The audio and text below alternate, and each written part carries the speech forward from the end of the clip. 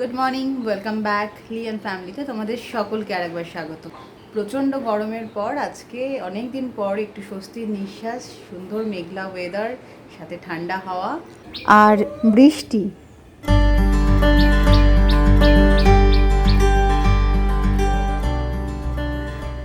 আমাদের লিওটো পটাং এই সুন্দর ঠান্ডা ঠান্ডা ওয়েদারের আনন্দ নিচ্ছে ছাদে বসে বসে। এটা হচ্ছে আমাদের আম গাছ। প্রতি বছর আম গাছে অনেক আম হয়, কিন্তু এবারে খুবই সামান্য আম হয়েছে। গরমে আমের থেকে বেশি রিফ্রেশিং জিনিস বোধহয় আর কিছু হয় না, অন্তত আমার তো তাই মনে হয়। আর আজকে এই আম জনতা আম নিয়ে কেন এত কথা বলছে? আগের দিন তোমাদেরকে বলেছিলাম আমার জন্মদিনের গ্রিন ম্যাঙ্গো চিকেনের রেসিপিটা তোমাদের সাথে শেয়ার করব। তো চলো চটপট সেটাই করে ফেলি, কারণ কাঁচা আমের আনন্দ তো আমরা সারা বছর উপভোগ করতে পারি না। বছরের এই সময়টাতেই স্পেশালি আমরা এই রেসিপিটার আনন্দ নিতে পারি, যেটা গরমের জন্য ভীষণ ভীষণ উপযোগী।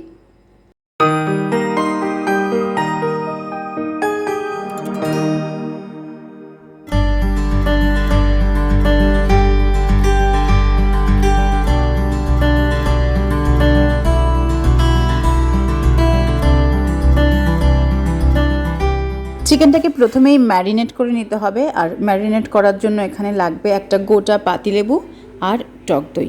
তারপর অন্যান্য ইনগ্রিডিয়েন্টগুলো একে একে মেশাতে হবে।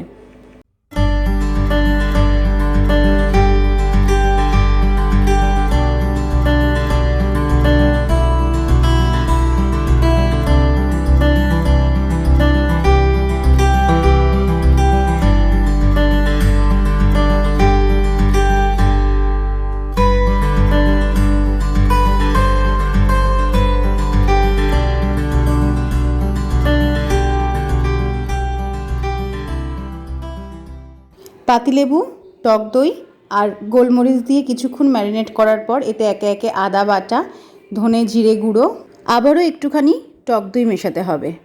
প্রথমবার ম্যারিনেশনের সময় কোনো সল্ট অ্যাড করা হয়নি, এবারে একটু স্বাদ মতো নুনও মিশিয়ে দিতে হবে। ব্যাস, ম্যারিনেশন পর্ব এখানে কমপ্লিট। আর এখানে দেখো 4 রকমের সবুজ পেস্ট দেখা যাচ্ছে, আমি একে একে বলে দিচ্ছি। এটা হচ্ছে ক্যাপসিকাম, পালং শাক, পুদিনা পাতা আর ধনে পাতা বাটা। এখানে আম সেদ্ধ করে তার পাল্পটা রেডি করা আছে।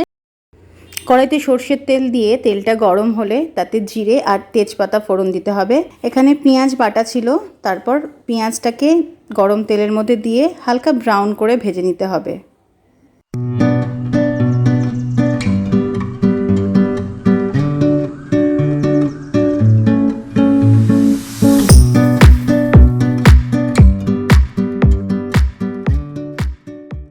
পেঁয়াজগুলো ব্রাউন হয়ে এলে একে একে ম্যারিনেট করা চিকেনগুলো দিয়ে দিতে হবে।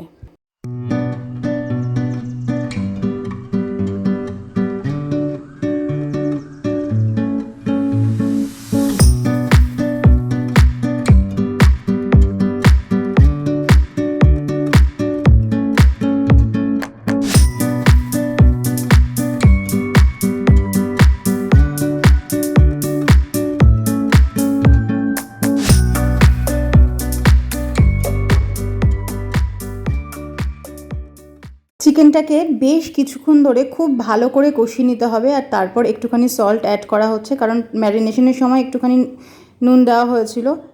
এরপর একে একে 4 রকমের যে গ্রিন পেস্ট আছে সেগুলোকে মিশিয়ে দিয়ে খুব বেশিক্ষণ আর রাখা যাবে না, কারণ তাহলে গ্রিন কালারটা পুরো নষ্ট হয়ে যাবে। তার জন্য আগে খুব ভালো করে চিকেনটাকে কষাতে হবে।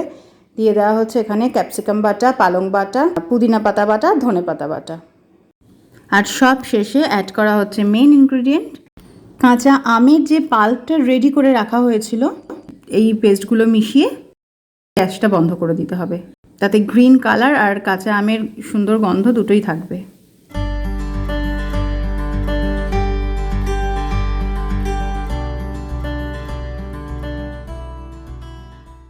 এই চিকেনটা যে খেতে খুব সুস্বাদু হয় তা নয়, এটা ভীষণভাবে হেলদি একটা রেসিপি। তোমরা অবশ্যই এটা বাড়িতে ট্রাই করবে। আর চিকেন খেতে খেতে আমাদের একঘেয়ে হয়ে যায়, সেক্ষেত্রে এরকম একটা চিকেনের রেসিপি যদি তোমরা ট্রাই করো, আমি কথা দিচ্ছি এটা অসাধারণ অসাধারণ লাগবে। আর আমাকে অবশ্যই কমেন্ট সেকশনে লিখে জানিও তোমরা কারা কারা এটা ট্রাই করেছো আর কেমন লাগলো। তো চলো দেখা হচ্ছে আবার নেক্সট ভিডিওতে। আজকের মতন টাটা।